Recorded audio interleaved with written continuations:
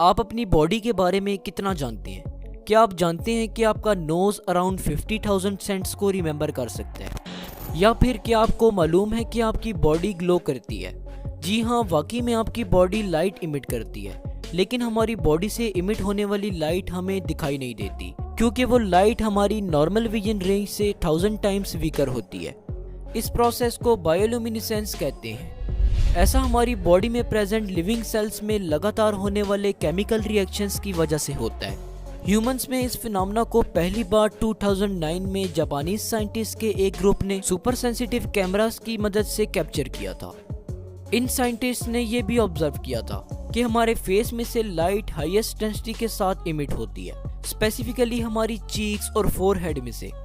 हमारी बॉडी में और भी कई बहुत सी ऐसी चीजें होती हैं जिनका हमें इल्म नहीं होता। चलिए जान लेते हैं ह्यूमन बॉडी के बारे में कुछ इंटरेस्टिंग फैक्ट्स। आपने अमूमन नोटिस किया होगा कि जब हमें सर्दी लगती है तो हम कांपने लगते हैं। क्या आप जानते हैं कि ऐसा क्यों होता है? दरअसल हम इसलिए कांपते हैं क्योंकि हमारी बॉडी हमें गर्म रखने की कोशिश करती है। जैसा कि हम जानते हैं कि हमारी बॉडी का नॉर्मल टेम्परेचर 37 डिग्री सेल्सियस होता है और इस टेम्परेचर को हमारे ब्रेन का एक पार्ट हाइपोथैलेमस कंट्रोल करता है। आमतौर पर सर्दियों के मौसम में टेम्परेचर काफ़ी लो होता है, इसलिए अगर हमने गर्म कपड़े ना पहन के रखे हों तो हमें सर्दी लगने लगती है और हमारी बॉडी का टेम्परेचर भी डिक्रीज होने लगता है। टेम्परेचर में होने वाली इस कमी को हाइपोथैलेमस फौरन से डिटेक्ट कर लेता है और फिर हाइपोथैलेमस हमारे मसल्स को तेज़ी से कॉन्ट्रैक्ट और रिलैक्स करने के लिए सिग्नल भेजता है और इसी वजह से हम कांपते हैं। मसल्स के रैपिडली कॉन्ट्रैक्ट और रिलैक्स करने से हीट प्रोड्यूस होती है और ये हीट हमारे जिस्म को गर्म करती है और इस तरह हमारी बॉडी का टेम्परेचर मेंटेन रहता है। क्या आप जानते हैं कि हमें डेली कितनी देर स्लीप की ज़रूरत होती है? एक न्यूबॉर्न बेबी को डेली 16 से 20 घंटे की स्लीप की ज़रूरत होती है।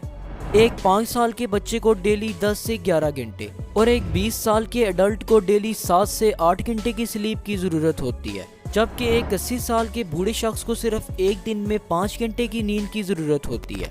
हम अपनी ज़िंदगी का ज़्यादातर हिस्सा सोने में गुजार देते हैं। एक पर्सन अगर 60 साल तक जिंदा रहता है तो वो इन 60 सालों में से तकरीबन 20 साल सोकर गुजार देता है।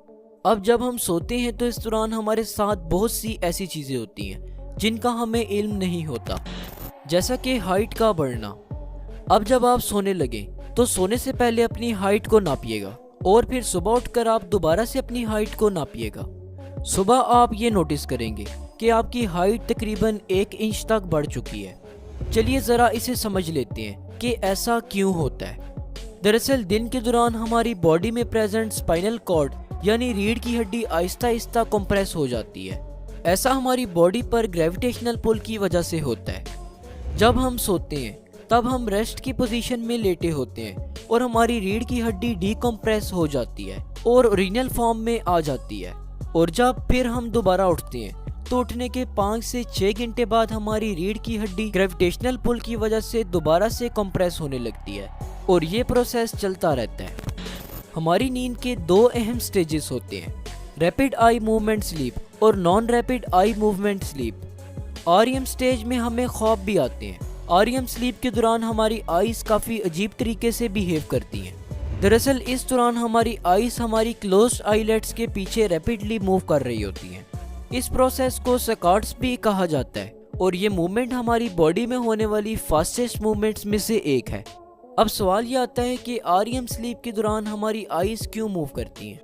कुछ स्टडीज़ के मुताबिक ये बात सामने आई है कि हमारी आईज हमारे ड्रीम्स में इमेजेस को फॉलो कर रही होती हैं। एक एवरेज ह्यूमन बीइंग ऑक्सीजन के बिना तकरीबन 3 मिनट तक जिंदा रह सकता है, बिना पानी पिए तकरीबन 3 से 5 दिन तक जिंदा रह सकता है और बिना खाए तकरीबन 40 दिन तक जिंदा रह सकता है। क्या आप जानते हैं कि जब हम खाना खाते हैं तो उसके बाद उसे पूरी तरह से डाइजेस्ट होने में तकरीबन 12 घंटे तक लगते हैं। हमारी स्नीज यानी हमारी छींक तकरीबन 160 किलोमीटर पर आवर की स्पीड से ट्रेवल कर सकती है। ये तो हम सब जानते हैं कि तमाम ह्यूमन बीइंग्स के यूनिक फिंगरप्रिंट्स होते हैं, लेकिन आपको बताता चलूं कि सिर्फ फिंगरप्रिंट ही नहीं बल्कि तमाम ह्यूमन बीइंग्स के टंग प्रिंट्स भी यूनिक होते हैं।